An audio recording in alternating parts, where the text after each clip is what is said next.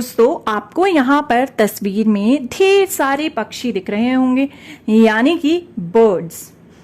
जरा सोचिए कौन कौन से पक्षी यहाँ पर मौजूद हैं। देखिए, यह जो लक्कड़ के पेड़ पर लटका हुआ पक्षी है, यह तो है हमारा कौन सा पक्षी? यह है हमारा वुडपेकर यानी कि कटफोड़वा। उड़ता हुआ जो आ रहा है वो है हमारी चील यानी कि ईगल। ये फूल की डाली पे जो है इसका नाम है शक्करखोरा सनबर्ड। वहीं आपको कबूतर भी दिखाई दे रहा होगा, हमारा पिजन जो गुटरगू करता है। और लंबे से पैरों वाला यहाँ पर बगुला भी है, जिसे हम अंग्रेजी में कहते हैं हिरन। और साथ ही गाढ़े काले रंग का कौआ यानी कि क्रो। हमने यह सारे पक्षी अक्सर अपने आसपास देखे होंगे, शायद इसके अलावा भी कोई पक्षी आपने देखा हो, लेकिन आज हम जानेंगे कि यह पक्षी क्या खाते हैं। What do these birds eat? तो चलिए एक एक करके देखते हैं कि यह पक्षी आखिर क्या खाते हैं। देखिए, यहाँ पे सारे पक्षी मौजूद हैं और बीच में मौजूद है उनके खाने, यानी कि वो जो खाते हैं, खाने की जो चीजें हैं वो मौजूद हैं। और हमें पता लगाना है कि कौन सा पक्षी इनमें से क्या खाता होगा। तो चलिए एक एक करके देखते हैं। देखिए, यहाँ पे एक चूहा है यानी कि रैट। क्या इनमें से कोई पक्षी चूहा खाता होगा? सोचिए तो, कबूतर चूहा खाता है क्या? या फिर हमारी सनबर्ड चूहा खाती है? बिल्कुल नहीं। अक्सर दूर से अपने शिकार को देखती हुई हमारी जो चील है वो आती है और अपने पंजों में अपना शिकार दबोच कर ले जाती है और वो खाती है चूहा। तो हमने इसे यहाँ पर जोड़ दिया क्योंकि चूहे को खाती है चील यानी कि ईगल। अब जरा देखते हैं, यह जो बीज हैं, यह है बाजरे के बीज। इन्हें कौन खाता है? क्या आपने कभी किसी पक्षी को बाजरे के बीज जो हैं वो डाले हैं, बाजरा खिलाया है? यह तो हमारा कबूतर खाता है। तो हमने कबूतर को जोड़ दिया बाजरे के बीज से क्योंकि वो यह खाता है। अब देखते हैं कि यह जो हमारी मछली है इसे कौन खाता है। क्या आपने कभी किसी लंबे से पैरों वाले पक्षी को ऐसे पानी में अपनी चोंच डालकर फिश को निकालते हुए देखा है और उसे खाते हुए देखा है? या कभी किसी तस्वीर में देखा हो, टीवी में देखा हो? बिल्कुल ठीक, ये लंबे पैरों वाला पक्षी यानी कि बगुला जो है हमारा, वो खाता है पानी से निकालकर मछली, क्योंकि वो पानी के आसपास ही रहता है। तो हमने इसे इससे जोड़ दिया। अब देखिए यहाँ कौन सा खाना बचा है। अब यह मकड़ी बची है यहाँ पर। यह जो मकड़ी है ये लक्कड़ में रहती है ज्यादातर, और यह जो मकड़ी है इसे कौन खाता है? देखिए कौन कौन से पक्षी बचे हैं। एक तो यह हमारा कौआ बचा है, उसके अलावा हमारा यह कटफोड़वा बचा है और हमारा शक्करखोरा यहाँ बचा है। इनमें से कौन जो है मकड़ी खाता होगा? मैंने आपको बताया कि ये मकड़ी ज्यादातर लक्कड़ में रहती है। तो लक्कड़ को कौन अपनी चोंच से उसमें छेद करता है? वो तो है हमारा कटफोड़वा। तो कटफोड़वा जो होता है वो लक्कड़ में छेद करके वहां से जो कीड़े निकलते हैं उन्हें अक्सर खाता है। और यह जो हमारी मकड़ी है यह भी लक्कड़ में रहती है। तो यह जो कटफोड़वा है इसे हम जोड़ देते हैं मकड़ी से।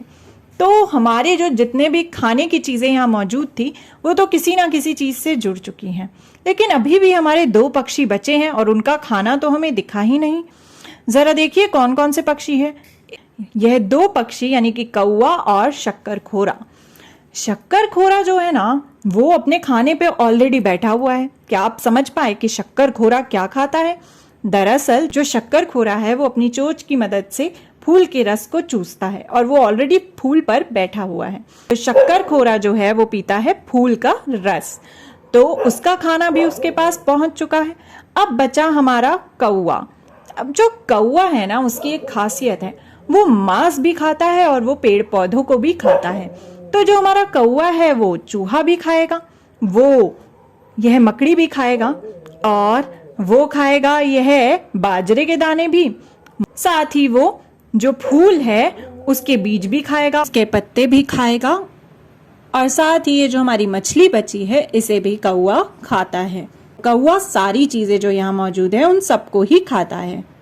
तो दोस्तों हमने देखा कि अलग अलग जानवर आखिर अलग अलग कौन कौन सा खाना खाते हैं। हमने देखा कि कबूतर खाता है बाजरे के बीज और अलग अलग बीज और अगर हम ध्यान से उसकी चोंच को देखें तो वो बनी भी इस तरीके की होती है कि वो बीज को खा सके आसानी से।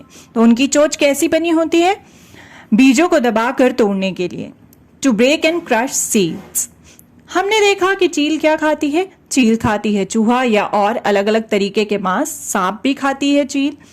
और अगर हम उसकी चोंच को करीब से देखें तो वो काफी नुकीली होती है, जिससे आसानी से किसी भी चीज को चीरा जा सके, यानी कि काटा जा सके। तो उसकी चोंच की खासियत क्या है? उसका इस्तेमाल किस लिए होता है? मांस चीरने फाड़ने के लिए, to tear and eat meat, क्योंकि वो मांस खाती है यानी कि मीट खाती है।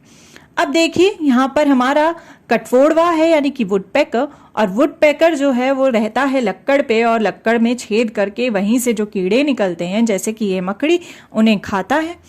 और ध्यान से देखिए उसकी चोंच को कितनी लंबी है और नुकीली है कि आसानी से छेद हो सके लक्कड़ में। तो किस काम आती है उसकी चोंच? लकड़ी में छेद करने के लिए, to make holes in wood and tree trunks. अब देखते हैं यह बगुला क्या खाता है। बगुला जो होता है वो पानी के आसपास या पानी में रहता है, और वो खाता है मछली यानी कि फिश। अगर हम उसकी चोंच को ध्यान से देखें तो वो काफी लंबी होती है, ताकि वो आसानी से पानी में से मछली निकाल सके। तो बगुले की चोंच होती है, उसका क्या काम होता है? पानी में से मछली पकड़ने के लिए, to catch fishes from water.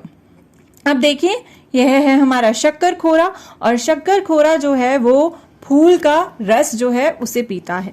अगर हम इसकी चोंच को ध्यान से देखें तो यह किस लिए बनी होती है? फूलों का रस चूसने के लिए, टू सक नेक्टर फ्रॉम फ्लावर्स। अब देखिए यह है हमारा कौवा, जो कि खाता है मछली, मकड़ी, चूहा, बाजरा यानी बाजरे के बीज, और वो साथ ही जो फूलों में बीज होते हैं, पत्ते होते हैं, पंखुड़ियाँ होती हैं, उन्हें भी खा जाता है। तो कौवा काफी कुछ खाता है। अगर हम उसकी चोंच को ध्यान से देखें तो वो कैसी होती है? वो काफी इस तरीके की बनी होती है कि वो आसानी से चीजों को काट सके। तो उसकी चोंच का क्या काम होता है? किस लिए इस्तेमाल होती है?